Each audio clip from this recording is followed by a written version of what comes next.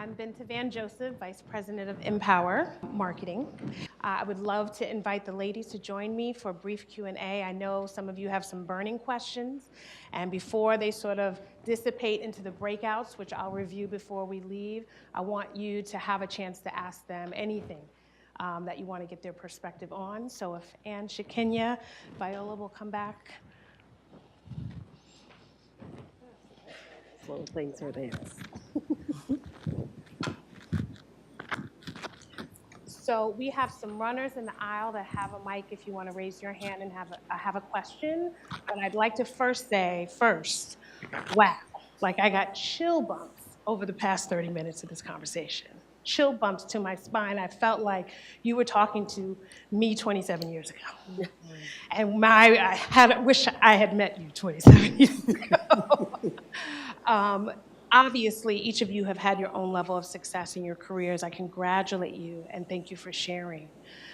What is it that you wish you, sitting in the seats of the young women who are just at the precipice of starting their careers, were told? It doesn't have to be about negotiation or advocate. What do you wish someone turned to you and said to prepare you for what is ahead? Because we all know that this road is filled with obstacles and challenges, and if you don't have the confidence and if you have the doubt, then it can throw you off of your path. What would you offer? Do you want to start, Viola? Stay the course. Stay the course. You can absolutely achieve your goals and your aspirations, and all you need is a little help and a little support and belief in who you are at your core and what you can do. Mm-hmm. And just to piggyback off of that, definitely wish I had someone to say, hey, you got this. Sometimes you just need that person to say, hey, you got this. Knowing you have that one person in your corner that's encouraging you to keep going is more than enough. I guess for me, it would have been for somebody to say, just be fearless. Mm-hmm. I mean, just jump right in like you were jumping in a pool of cold water. Mm-hmm. And, just be fearless and do it. Mm-hmm. Pull that Band-Aid off and just do it. Don't hesitate. Don't talk yourself out of it. Just be fearless and do it. Mm-hmm. I love it. I love it. I think my father taught me, similar to your husband. He would bring me to an event with him. I would be subbing for my mother, and he would leave me with a group of people, and I would sit there like, what am I supposed to do? It's almost like you have to get comfortable being uncomfortable. Mm-hmm. And I'd love to hear a little bit about how each of you have how do you push past that? How do you all of a sudden become not the shy girl in that moment? What does that look like? I think you get forced to do it. I mean, I think if you intended to do it, you'd never do it. But I think when you're forced to do something and you feel like you have no other alternative, you just muster up the courage to do it. And to your point, when I would be in that situation, the first couple times I was sitting in a corner, sort of by myself, waiting for somebody to approach me. And then I thought, this is ridiculous, because this is going to happen all the time. And I'm not taking advantage of an opportunity. And then just little by little, it was baby steps to get to the point that I really felt comfortable doing it. Mm-hmm. But it took a while, because it takes a while for you to realize that, oh my God, I can't do this. There's no way. I mean, what are people going to say? All the things that you say to yourself, and when you're saying how you can't do something. Mm-hmm. And then when you do it, and you realize, that wasn't so bad. Maybe I can do something else the next time. So I think it's just taking those baby steps and not thinking like you gotta boil the ocean at the same time. But I think sometimes situations force you to get out of that comfort zone. Mm-hmm. Yeah, I agree. Anyone? So I'm an introvert.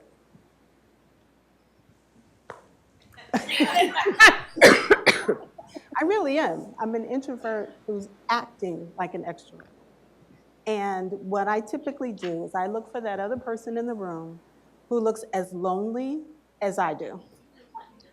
They're just waiting for someone to come up to them. And I go up to that person and I introduce myself. It makes it a little bit easier, because if you try to move into a circle where there's already a whole bunch of people talking, it's hard sometimes to break into that. It's not impossible, but it's hard if you're an introvert. But if you go to someone and talk to that one person, Now there are two of you, and then someone will come over and join you, and now, there are more. The thing is, because that's who I am, as a person, I have to make sure that I also save time to re-energize. So contrast my personality with my husband. He would eat this up. He just loves being in the middle of a circle, talking to tons of people. And then he wants to go from there to the next location. And when I'm finished with that, I'm ready to go home. So you just have to kind of know who you are, as an individual. And then don't beat yourself up about that. It's okay. It really is okay. Anything else? I think now I do things more so because I know I have others that are watching. And I say that in terms of younger ladies and gentlemen as well, who don't feel that they can make it to certain places or do certain things just because of their upbringing or their lack of. And so everything that I do education-wise, even at work certification-wise, is more so to let them know that if I did it, you can do it as well. We're no different.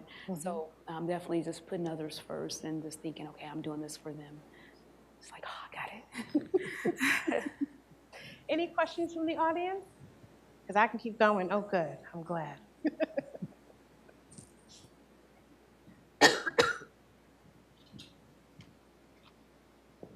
Hello, my name is Antoinette Curl, and I am the president of Creative Reaction Lab. We directly work with Black and Latinx youth to become leaders in addressing issues around health and racial inequities. But one of the questions I have is actually for Viola. You talked about that organizations need to understand who people are at their core, but I wonder how organizations can know how people are at their core if people haven't even gone through their own processes to understand who they are at core, especially acknowledging the narratives that a lot of us have been fed through life. Many of us haven't reflected on the biases we've learned from our environment, from our family, friends, and culture, media, education. And so what recommendations do you have for people to start to reflect on what they've learned and maybe what they've internalized and how to overcome that? Great question. Yeah, it is a great question. So within ITSMF, what we have done is actually created an academy called Emerge, and it's specifically for women of color in the technology industry. And it helps you find who you are at your core. And we work through, it's a year-long curriculum that we go through.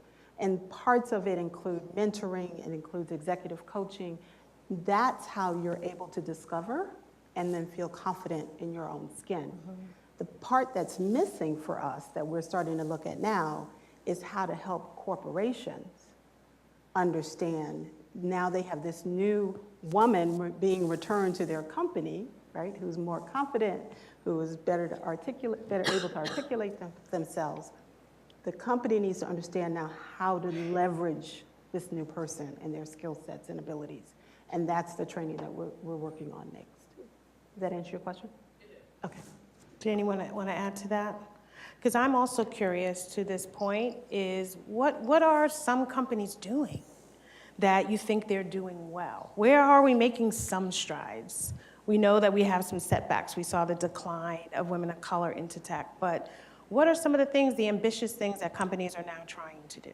Well, I know here, to dedicate an effort to promote women throughout the organization, we have a women's leadership forum, and that's dovetails on our leadership program, but it's specifically designed to help advance women in more leadership roles within the organization.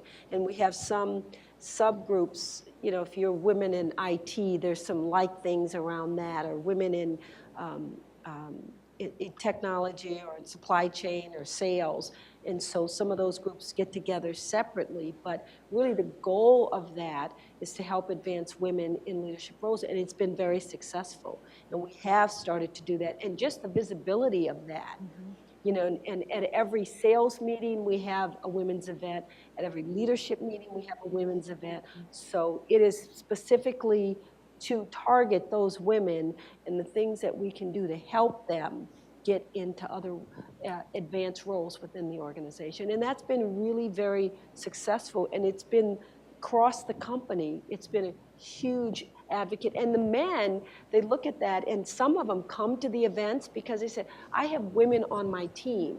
I want to know how I need to work with or manage women. So it's important for me to be there to understand that dynamic. Oh, that's beautiful. Well, WWT's doing it. Yes. All of you looking for a job and an internship in the room. Shikenya, too. So kind of the same. So we are kind of just getting off the ground with our whole diversity program at Scott. Of course, they always have. Yeah, we started. I'll go there. So we're building early stages. So nothing major right now, but hopefully we'll get to the point where we're holding forums and actually having our leadership to listen and understand what some of our issues and concerns are. Great. There's also a website called CEO Action, and that website is a collection of about 700 or so CEOs who signed a pledge who said that they are going to make a more diverse and inclusive workforce within their company. And out there are some best practices. So you can certainly go out there and look at that as well. And Worldwide, we signed the pledge. So Yes, you one of did. the companies out there, and we launched a diversity and inclusion program about a year ago as well. And so, but yeah, we signed that pledge to do not only just the women, to advance minorities into leadership roles within the organization as well. Awesome. Any other questions? I have two questions in the back and the front. I'm going to go to her first, and then we'll go back. Great. Great. My question is, what books or podcasts would you recommend young IT professionals or young ladies who are interested getting into the IT field to read and listen to? That's a good question. That's a good question. So I'll tell you one that I wish I had read when I was early in my career. It's called The Organizational Game Revealed, Empowering Yourself. It's by Harvey Coleman. And what he talks about is the makeup of an individual's career. A part of it is performance, a part of it is image, and the third part is exposure. And how those slices of the pie, performance, image, and exposure, change as you're advancing within your career. So that would be one that I recommend. It was written by an individual who was a senior level executive within IBM. One of my it's not around technology, but it's a book that we read here, and it's one of the best business book. It's The 5 Dysfunctions of a Team. And it talks a lot about teams, because when you think about when you're working, there's collaboration, there's lots of things that go into high-performing teams, and the story talks about a technology company and the challenges that they had when they had a dysfunctional team. And so you learn a lot from a book like that in terms of the importance of getting along with people. And so while it's not focused on technology, it is an incredible book, and everyone in the company reads that book. And it's been an initiative of ours to really create high-performing collaborative teams across the globe. So Beautiful, beautiful. We have one last question, and then I'll explain to you how the breakouts will go, and we'll continue breaking through. Are you done? Hey, friends. My name is Keisha Mabry, and I consider myself a really good networker. So getting to the people that I want to mentor me and in my space is kind of easy. But since I had my first job, every supervisor and manager of mine has been a white male. And now with me too, I am starting to have conversations with them about them not being comfortable mentoring women. And so how have you seen that play out in your organizations? Because at some point you're going to, as you continue to climb the ladder, you're going to hit a male. And so how do you have these honest conversations around like what mentorship looks like and how women and men can connect without them feeling uncomfortable? That's very good. Whoa. Get comfortable feeling uncomfortable. yeah, right. Yes.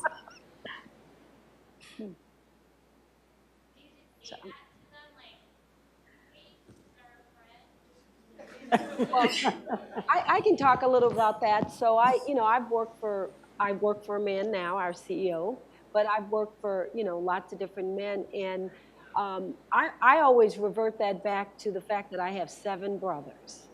There's nothing any man can say that I haven't heard from 7 brothers. So that gives me a level of confidence. But, the tip of the iceberg, the difference is that I have men that work for me. And I remember years ago, I met one of the guys who worked for me. I was at Enterprise.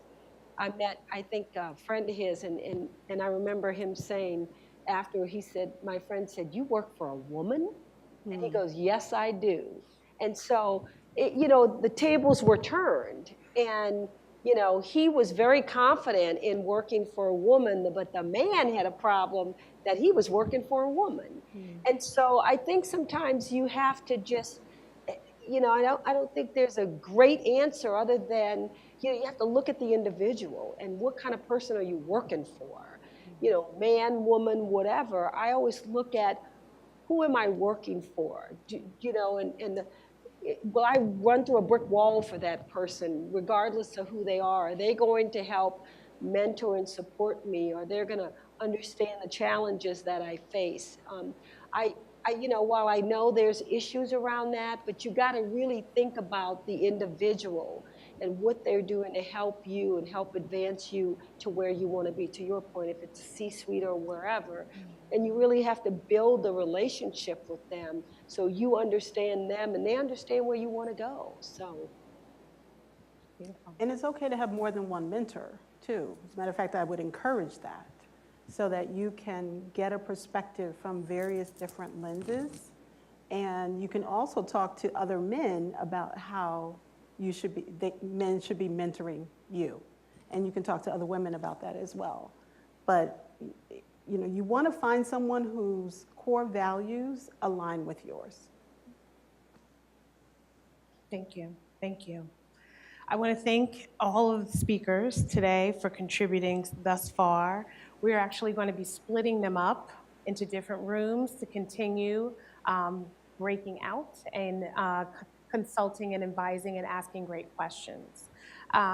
So for those of you who want to stay in this room for negotiation, Ann Marr is actually going to be uncoupled with Lisa Nichols from Technology Partners and Talia King from Accenture. Those of you who are going to be staying, you'll just come down a little bit further. We'll get us a little cozy, and we'll spend another hour workshopping around negotiation skills. Shakenya will be accompanied by Erica Wilson from CAS Information Systems and Sade Tagbo from KPMG. And they will be moving just down the hall, just up the floor to the East-West Denver room. There will be greeters outside to help you get along the way.